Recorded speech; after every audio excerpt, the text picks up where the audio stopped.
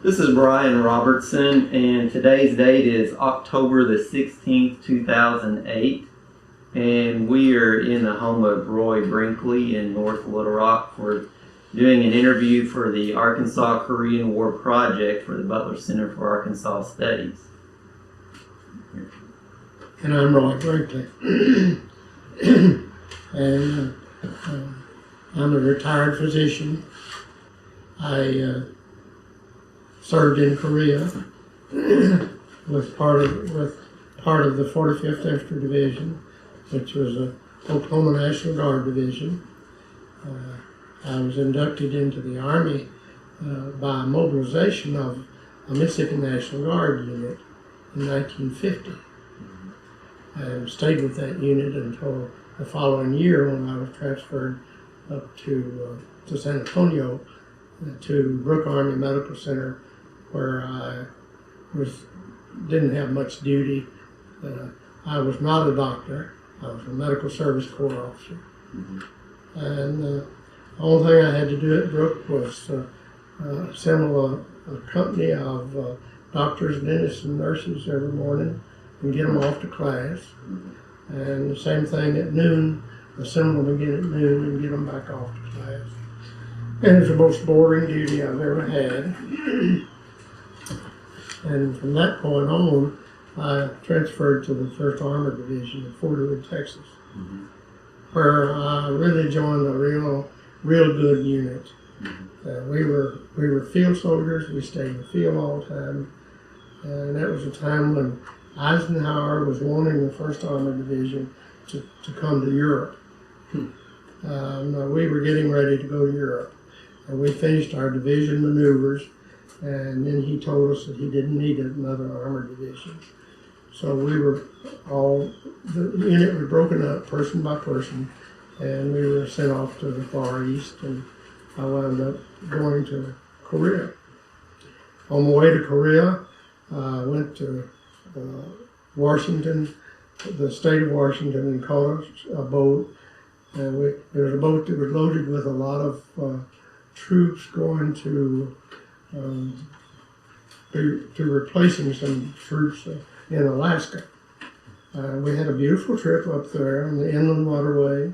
Got up there, and from there we left and came back down the Aleutian chain in the rough seas.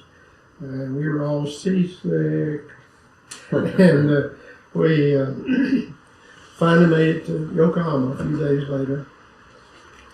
And at Yokohama, we were sent over to Tokyo to Camp Drake, where we were interviewed and assigned to Korea. And we went back to Yokohama, got on a ship, and went around to Busan.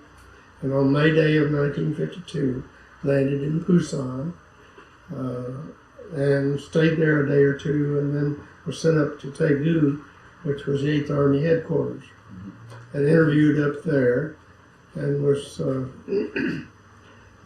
given the choice of units that I could go to, and they were National Guard divisions, the 40th from Oklahoma, and the 40th from California, and the 45th from Oklahoma, which I chose because I was closer to Arkansas.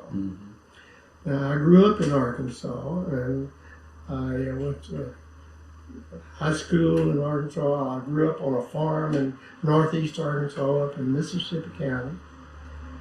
Who are your parents, Roy? Beg pardon? Who are your parents? My parents were Roy A. Brinkley and Verna Brinkley. Okay. And my dad, Roy, was from southwest Arkansas. My mother was from Missouri. Okay. And we lived on a farm. My dad was a farmer, and so he was a World War I veteran. And when I was mobilized in 1950, he was very pleased. He thought that was the greatest thing that could happen to one of his kids, I think. But anyhow, he was pleased with it, and so I got off to a good start in the military there. And being in the Mississippi National Guard was a good experience for me because I had good commanders, and we were in a big heavy artillery battalion, and it was the anti-aircraft artillery battalion. We were very active and very good. And we went to Camp Stewart, Georgia when we were mobilized. And from there, we finished our training there, and then I was transferred to Butler Center in San Antonio, which I did not like. And then I went to Fort Hood, which I liked very much. But I'm a field soldier, and we stayed in the field most all the time. From there, I was transferred to Korea. And on my orders, it said that I was being transferred to Evil. That was the code name for Korea. And it was a darn good name, too. But I was given the choice of which unit I would go to. I wanted to go home. I did not like Korea from day one. I wanted to go home, and I was told that I could go home when I got 36 points. And in order to get those points, I'd have to get 9 months, 4 points a month, which I could only get by being in a combat unit. Right. So I was assigned to the 45th Division, who was on the line at that time. So how did you get to Korea? Well, where did you land in Korea when you first? Busan. Busan. So do you remember any of the thoughts that were going through your head as you walked off the ship there into Busan?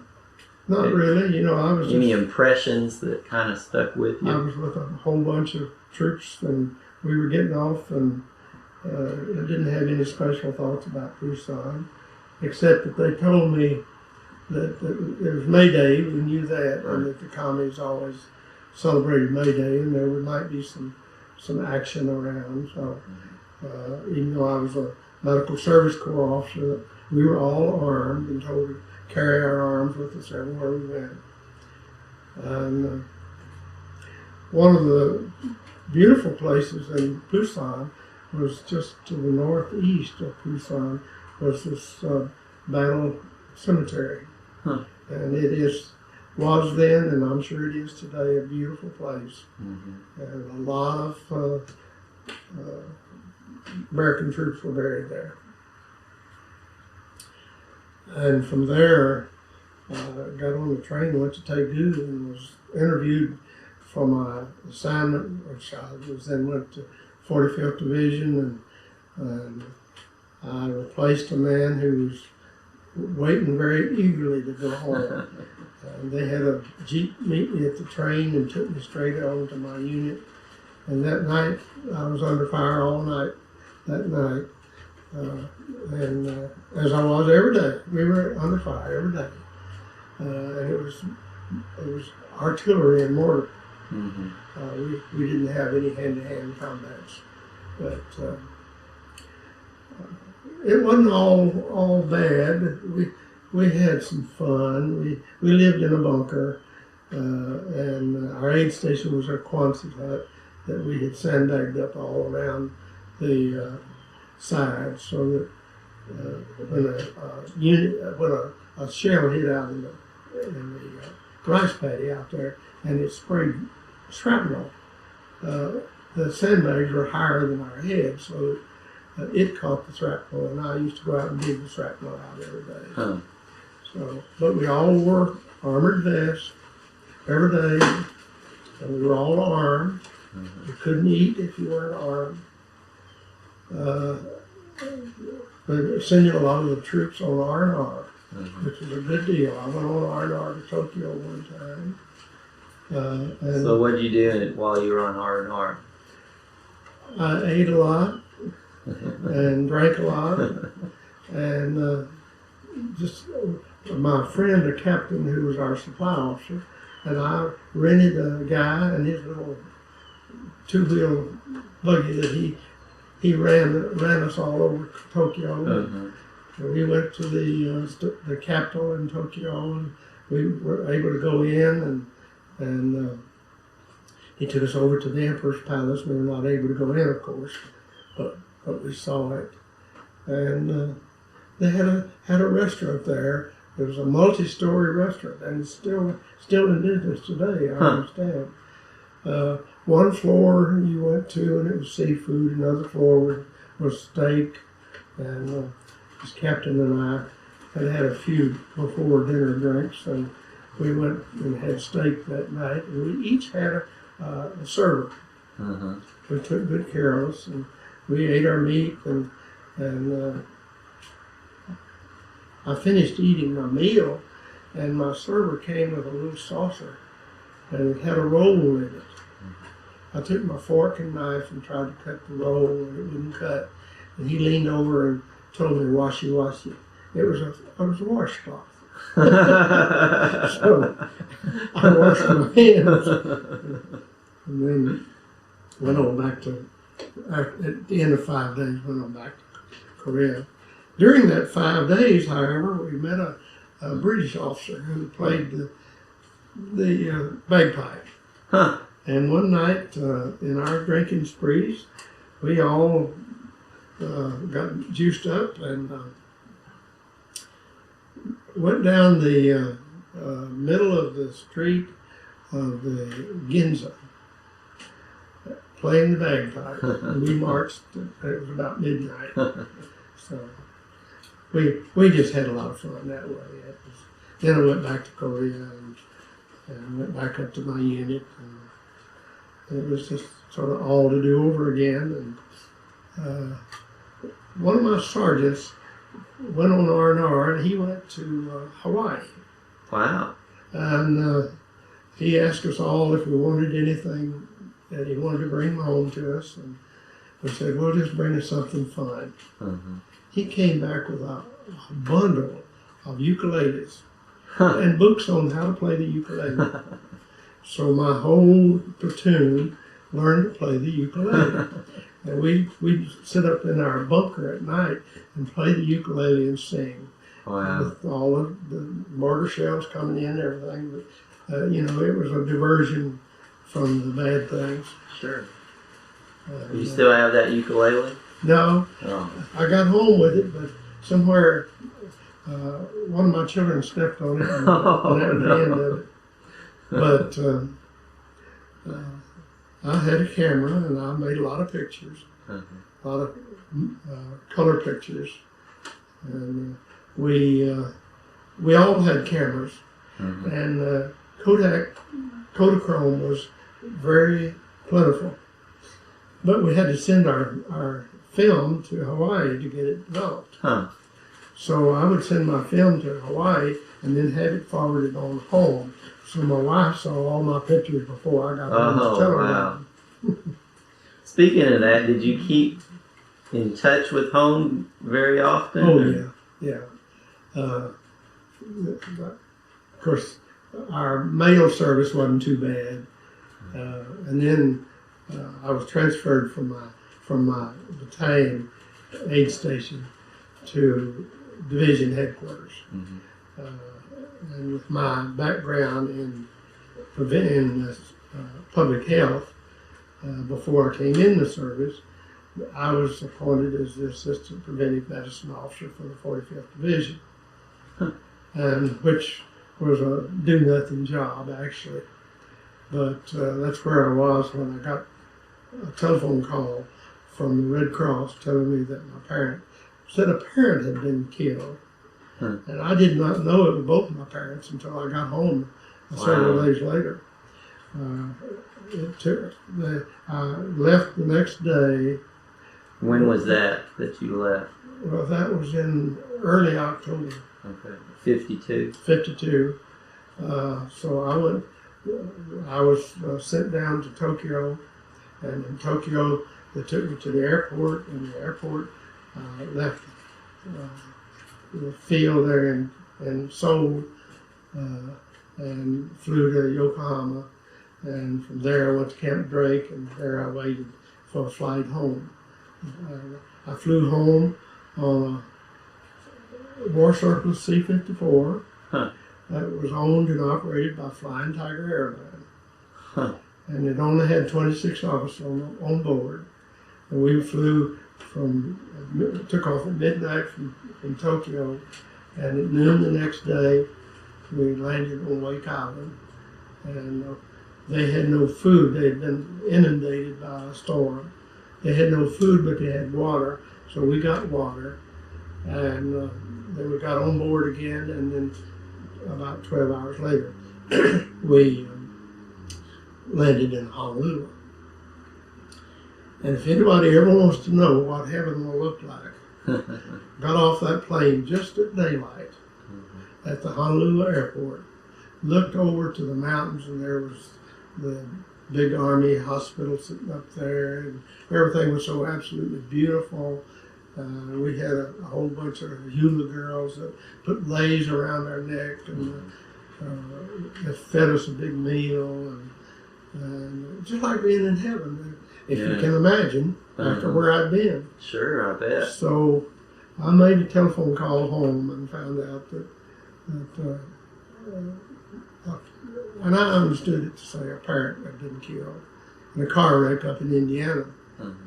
And so I made arrangements. The military flew me to Travis Air Force Base, and from there I got a flight from Oakland to Dallas to Memphis, Tennessee. Memphis was 50 miles from home, and when I got to Memphis, I found out that both my parents had been killed. So we went to Dale, Arkansas, where they lived, my wife and I had 2 children, and we ran the family store for a few months until I was accepted in medical school. And in 1953, in the fall of '53, I started medical school. Came to Little Rock, and the first day I was in Little Rock, I got a job with Safeway, because I had grown up in a grocery store, and got a job at Safeway, and from that point on, I worked part-time all the way through med school. Had my GI Bill, which sort of barely supported us. I had my mother's freezer, and I would go out in the country and find a calf and take it over to Brown's slaughterhouse. They would slaughter it and package it for me. So we always had plenty to eat. Yeah. And of course, working for Safeway, I got a little bit of discount on some of the foods, and I learned to cut produce at Safeway. And I got off at Saturday night, usually about 10, 11 o'clock Saturday night, and all of our breads and pastries would go on half price at that time, and I'd buy a bunch and we'd take home, put in the freezer. So we had plenty to eat, and our kids were just getting ready to start the school, and I graduated from med school. And then from med school, I did not want to stay in Little Rock, Arkansas. So I interned at the Baptist Hospital in Little Rock. And it was at that time that I was in the Arkansas National Guard. And I was mobilized in 1957 and became a part of that nasty thing. And which was so very distasteful. And it was just one of those things that you don't ever want to do. Right. And so then in 1958, I went into practice of medicine. And I came to North Little Rock to practice. And practiced for 6 months over here in family practice, and then went to Little Rock and practiced internal medicine and emergency medicine, which I enjoyed, and I practiced for 50 years. Right. I guess your time in Korea gave you lots of practice in emergency medicine. It did, yes, very much. Because we had a lot of casualties in Korea, and we did a good job on a lot of people, and some of them, there's nothing you could do about them. Right. And you get used to seeing people die. Did you have casualties daily or Every day and every night. Really? Yes, it was a 24-hour deal. And kind of like a revolving door almost. yes, Get them through there and on to somewhere else. we go into our bunker and sleep in our cot, and somebody come and they didn't have to wake us up. We'd hear somebody shuffling on the floor of the Quonset hut, and we knew that somebody was coming in with a litter, and they'd be coming in with a litter with a patient on it, and they would come on in. We'd get up and take care of the patients. How did patients usually arrive there? Were they brought in on jeeps or on helicopters? On jeeps. We sent them out to the MASH hospital on a helicopter. Okay. But they came in on jeeps, and rarely they ever came in an ambulance. But we didn't have any ambulances in our unit. The ambulance came from the medical company, the regimental medical company. Now, I always have to ask this question, and since you brought it up, the MASH unit, as I'm sure you're aware, there's a television show, MASH. You have any thoughts or feelings about how that television show compared to the real deal? I don't really know, because I was not associated with the MASH hospital, only sending patients to them. Okay. And so I really don't know, but I did made a deal with them. They sent word to me. We were having so many casualties, and they sent word to me that a lot of their blood was running out of date. And I said, well, if you'll send me the blood 5 days before it runs out of date, I'll use it up here, because we can use it. Right. And it was type O, and you don't have to do any lab work for it. So they said, okay. And I called the quartermaster, told him we had whole blood, we needed ice. And so they brought us ice, and they had ice chest, and of course, every man in the platoon got a can of beer a day. That was our ration. We had the coldest beer of any other unit in Korea. I bet. We did. So what was the weather like there? Was it pretty warm? In May and June, it was hot. Yeah. It was just like it was in Arkansas.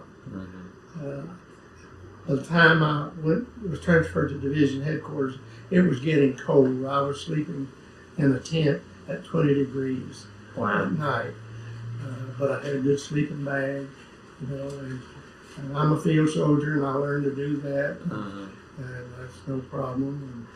And as a result of that, I think when my children were growing up, I had 4 daughters, and when they were growing up,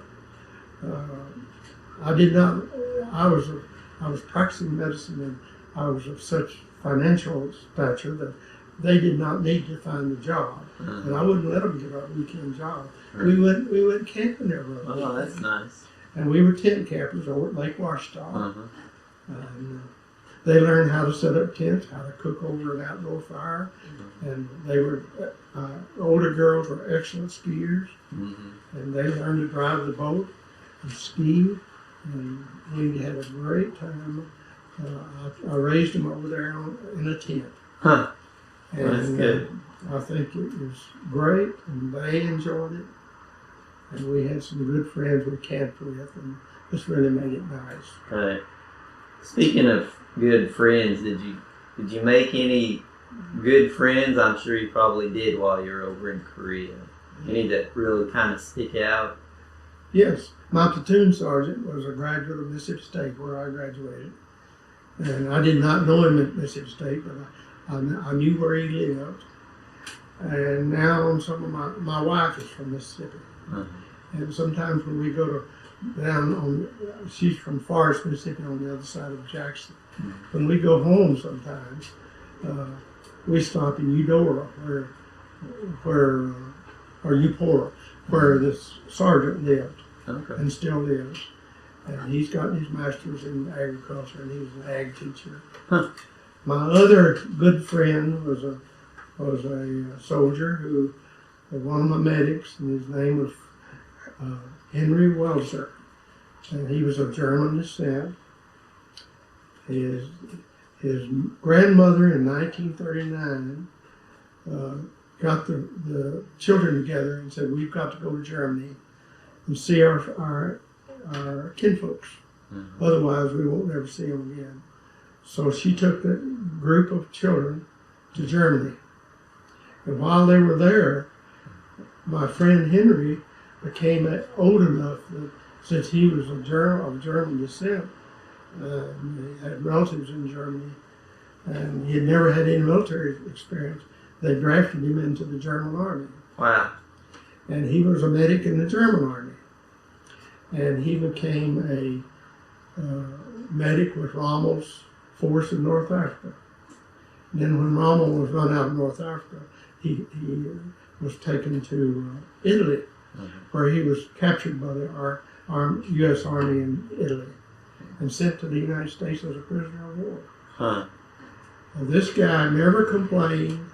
He was always a good soldier, and he lives in Freeport, Maine, and I have visited him at his home there. Mm-hmm. And you know, he was just one of my medics, and I loved him just like a brother. Right. So I had one other medic who was we were all very fond of. He was a black man who was going to Howard University. He was a pre-med student, just like I had been. And he was one of my medics. And they brought him in dead one day. And that really hurt us all, because we all liked him, and he was a good medic. So I had some of my men were captured by the Chinese, and when the repatriation of prisoners came, none of them came home. Right. So I hate the Chinese. Right. I'm sure the Chinese killed them after they were captured. Yeah. So I watched the Olympics in Beijing and just cringed every time I watched it. Mm-hmm. My hate for the Chinese still goes on even today. Yeah. So the medics, they would go out into the field and then treat the guy, kind of stabilize them, and then move them back to where you were? Let me give you the structure of the infantry companies. Mm-hmm. In our battalion, there was Easy, Fox, George, and H. Mm-hmm. There was 4 companies of infantry, mm-hmm. and each company had medics. Right. They were medics that was with the troops at all times, and they were battlefield medics. Mm-hmm. And some of them were killed, some were captured. Mm-hmm. And of course, they were up there where the fighting was. I was not where the hand-to-hand fighting was. Right. I was back in the battalion area, which was behind everything. And so we shipped our casualties out mostly by helicopter. We just started the helicopter evacuation at that time. Mm-hmm. And we shipped them, we'd strap them to their litter, and the litter would fit on the outside of the helicopter. And we had a cover for their head so that the wind didn't bother them too much. But that's how we shipped our casualties out to the MASH hospital. And we had a surgical MASH, the 8065. And then we had another one that was, at that time, the hemorrhagic fever was one of the bad things in Korea.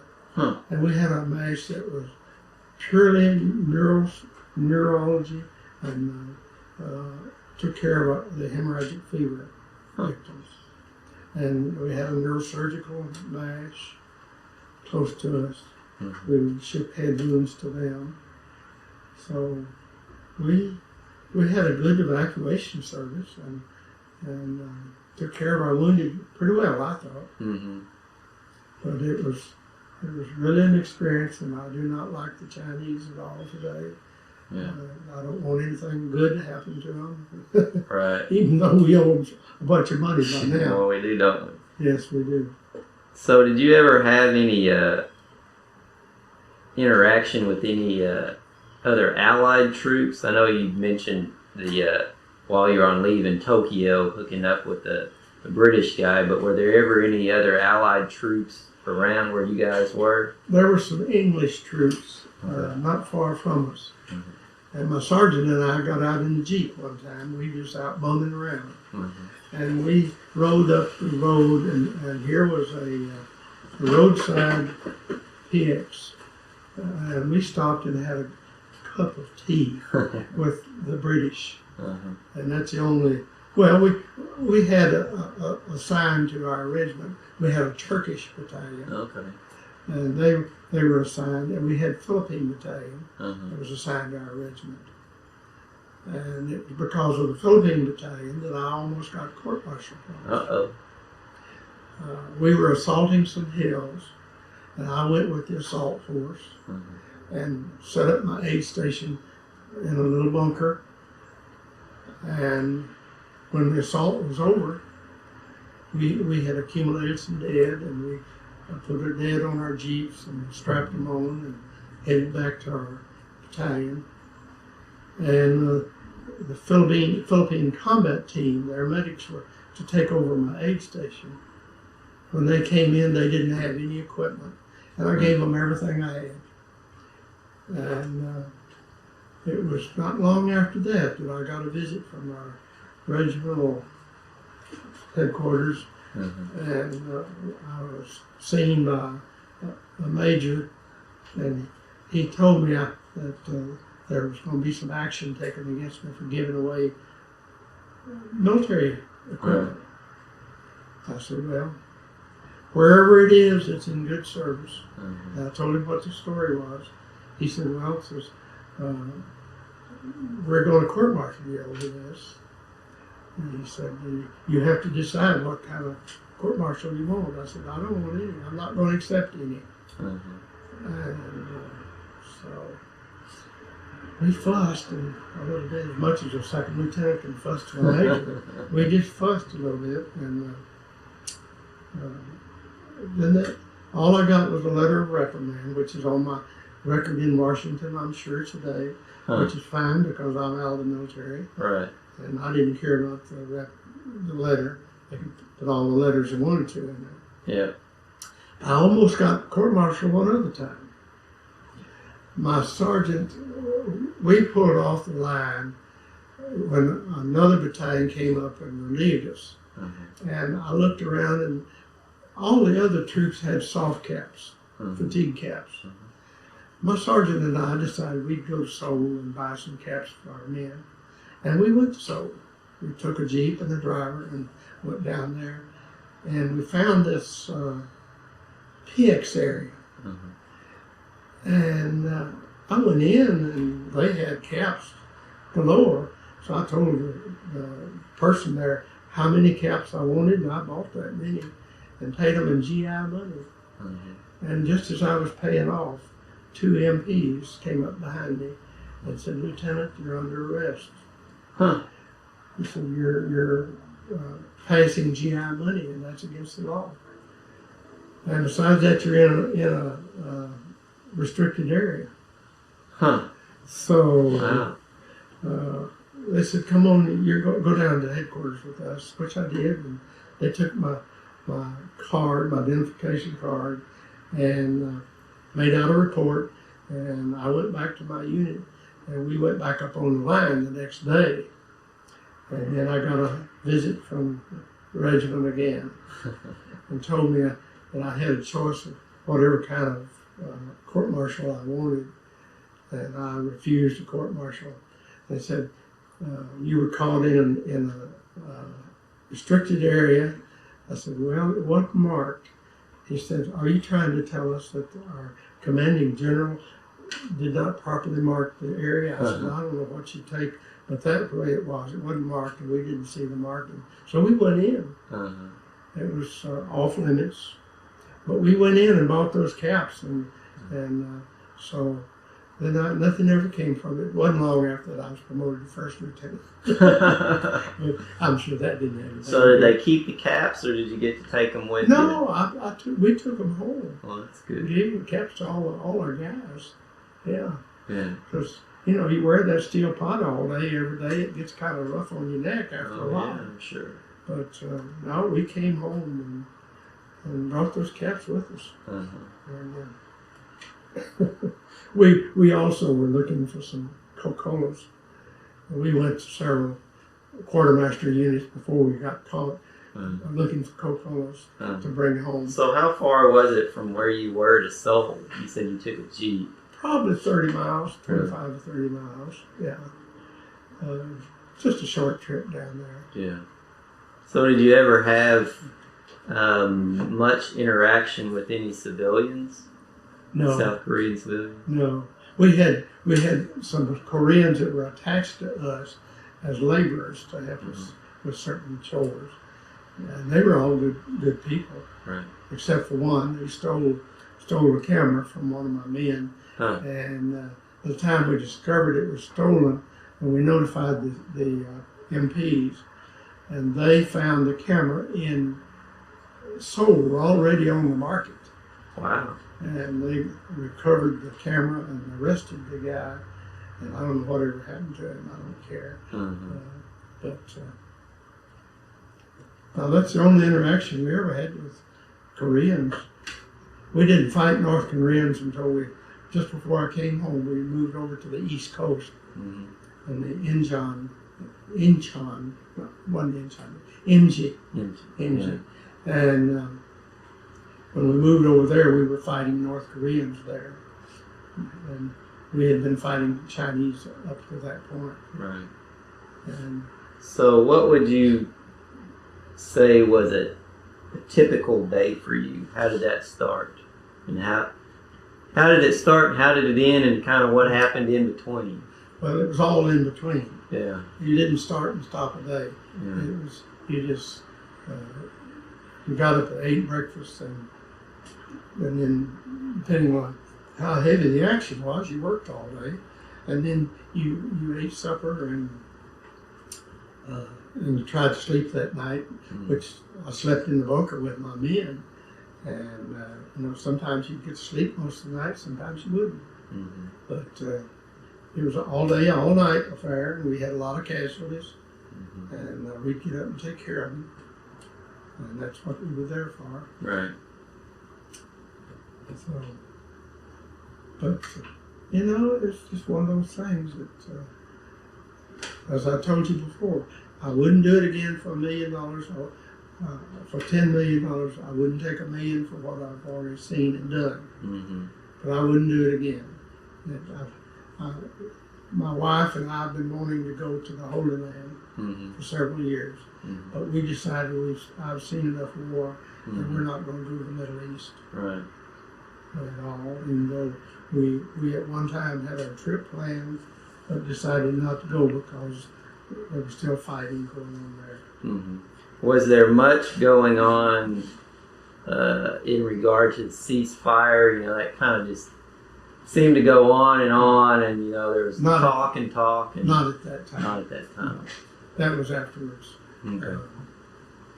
But I left in October of '52, and the ceasefire talks. However, Eisenhower was running for president, and he said, "I will get us out of Korea." And then he go to Korea. He went to Korea, and our 8th Army commander was Ridgway, and if you have ever seen the picture of Ridgway, he always had hand grenades here. Well, we wore hand grenades too. Really? Because we were not going to be captured alive. Right. That was. I talked to all my men, and we talked about that, and that was our decision. We were not going to be captured alive by the Chinese or the North Koreans. So we wore the hand grenades. Right. To this day, I don't know if I'd have had the guts to do it or not. Yeah. So I guess you had heard some stories or something that Yes, we had. led you to make that decision. Yes, we had. Yeah. So is there anything that kind of just stands out about your time in Korea? Anything that, I don't know, if you could sum it up or highlight it or anything that when you think about Korea that just kind of pops out for you? Well, right now I'm ticked off because I don't think the National Guard should be fighting this war we're in. Mm-hmm. That's one of my pet peeves right now, Right. and that's the way I feel about it. And, the National Guard fought in Korea, and that was fine. We also had regular Army divisions there Mm-hmm. as well, and our National Guard divisions fought just as well as our regular Army divisions. And they're doing the same thing now in this war with Iraq and Afghanistan. Right. So I don't think the National Guard should be fighting the war we're in right now. Mm-hmm. This is a war that's it's one of those totally unnecessary wars, I think. Right. And that's not political, but it's just here we're fighting people right now Mm-hmm. who have been fighting each other for 3,000 years, Mm-hmm. and they've been fighting for religious purposes, and they're still doing it. Right. And the Sunnis and the Shiites are Yeah. fighting because they're different religions, and there are people who have no regard for other people's lives. Right. As a example, all the suicide bombers, Mm-hmm. they have no regard for other people's lives. Right. And I think that I don't know the real thing. I have no way of knowing what the situation is, but just from what I know as a civilian, an onlooker from far, I think we probably have finished what we were doing in Iraq, Mm-hmm. and we should get out of Iraq, come home. Yeah. And right now, Congress has appropriated a lot of money to rebuild Iraq. I do not believe we should rebuild Iraq. Yeah. They were tearing it up themselves, Mm-hmm. and they still are. Right. And I do not wish for the American taxpayer to be paying for all that. Yeah. And, We have our own messes to pay for. we do. That's exactly right. So I don't know how this election's going to come out, but it's gotten to be sort of nasty and spiteful, and I don't know if it's going to come out like a lot of people say it's going to come out. Mm-hmm. A lot of people say Obama's going to win. I don't think. Well, I think he's a good possibility that he will win. Mm-hmm. And my feeling is that it'll be the worst thing that ever happened to this country. Mm-hmm. Because I hate to say this, but I think that if Obama becomes president, Mm-hmm. we're going to have another presidential assassination. Yeah. And if we do, that's going to split our nation in more ways than we can repair. Yeah. Because in Georgia, Alabama, and Mississippi, Mm-hmm. we've got people down there that will not tolerate Obama as president. Right. And they're down there. Mm-hmm. When they get mad, they start shooting somebody. Right. It's just the way those people are in Alabama and Georgia and Mississippi. Right. So I just don't think it looks too swell. Yeah. Well, is there anything else you'd like to add about your experiences in Korea before we wrap this thing up? Well, I think we had a different kind of soldier in Korea. Mm-hmm. I noticed, I've been to a lot of seminars where the stress syndrome was, we talked about it in medical seminars, and I think we are probably having a lot more troops come back from Iraq Mm-hmm. with that stress syndrome. Post-traumatic stress. Yeah. And I don't think we had that coming out of Korea. Mm-hmm. We never saw it up there where we were. Right. I think we had a different individual fighting that war than we have now. Mm-hmm. I don't think the troops nowadays have had to do some things that we had to do. And I don't think they're tolerating it nearly as well. Yeah. So, I don't know. I'm just really upset that we're in this war. And in Afghanistan, we're not going to win that war in Afghanistan. Russia tried it, we're trying it, and what are we going to accomplish when we get through with it? We have not been able to capture Bin Laden.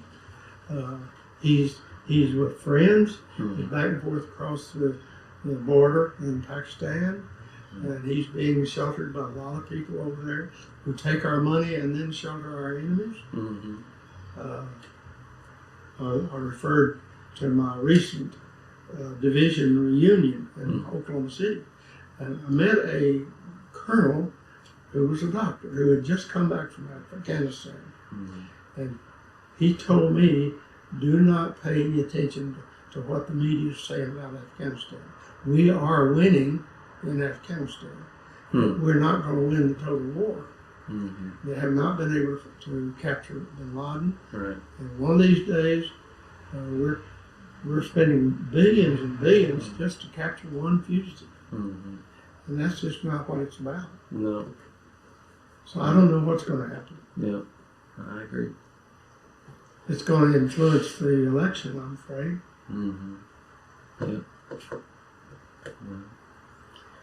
Well, I guess we'll wrap this up then, and I just wanted to thank you again, Roy, for allowing me to come into your home and have you share some of your stories and experiences with us, with me, and then also just with the community and with, Arkansans. And are you going to print this up? Yeah, we will. I'll make you a copy of it. Yes, please. Yeah, please we will do that. And that's about it. Well, thank you. You're welcome. I'm glad to do it.